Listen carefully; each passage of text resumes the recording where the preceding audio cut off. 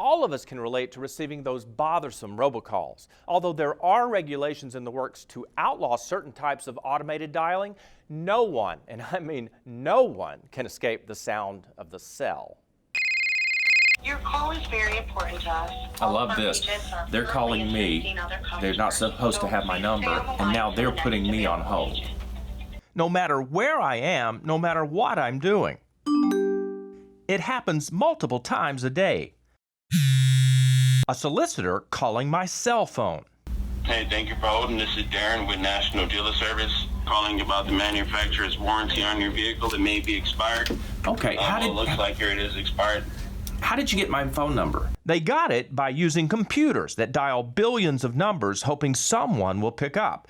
While many callers are legit, albeit questionable marketers, the motives of other callers are much more malicious. So they're just trying to use the notion of getting a warranty as a way to get a payment method from you or steal your identity.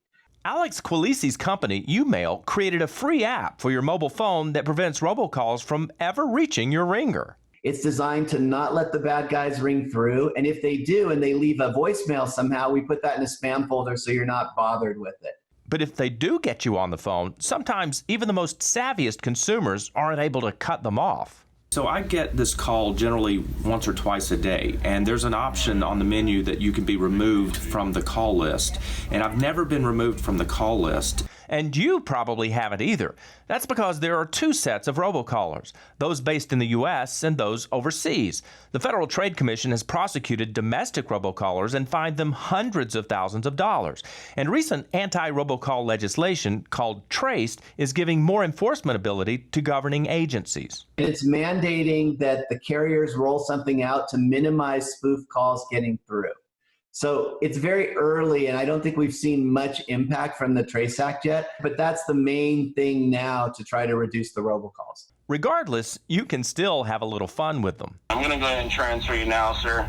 All the questions you have, they're going to answer them, give you the details about the extended warranty on your vehicle. Just hold the line, Mr. Springsteen, one moment. I was born to run. I will. I gotta admit, that was fun. Now, remember our story about companies that fool you into leasing a puppy? Many of you were infuriated by the pet store's tricks. So here's an update.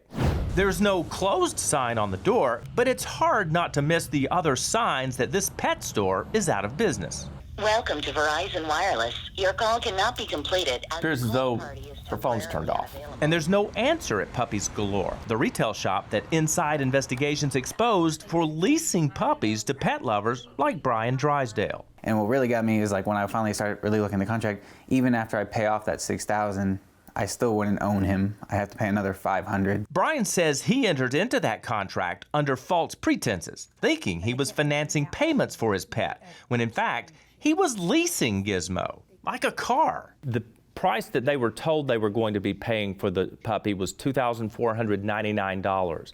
They've now discovered that if they want to own the puppy, that it's going to cost them nearly $6,000. No, that's not true. After questioning the owner of Puppies Galore, she agreed to help Brian out of the lease, allowing him to pay off Gizmo for good.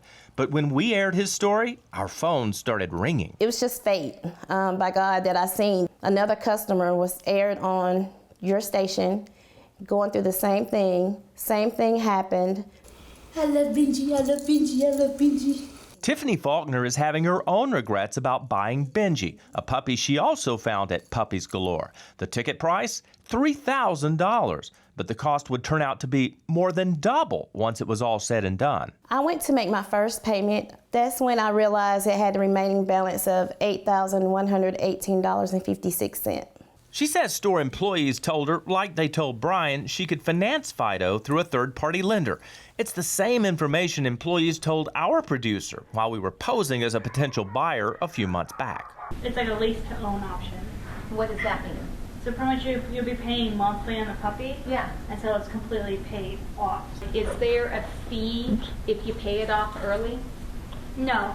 But as both Brian and now Tiffany found out, not only is there a fee, but once the lease is paid off, they didn't own their dog. Of course, we're going to keep the dog. We have fell in love with it. I'm going to try to fight it continue fighting it. Our story may have put a stop to this one store's unfair pet leasing practices, but as the old saying goes, you can't teach an old dog new tricks. So beware, because odds are that she or someone like her will continue their finance scheme, hoping others will bite.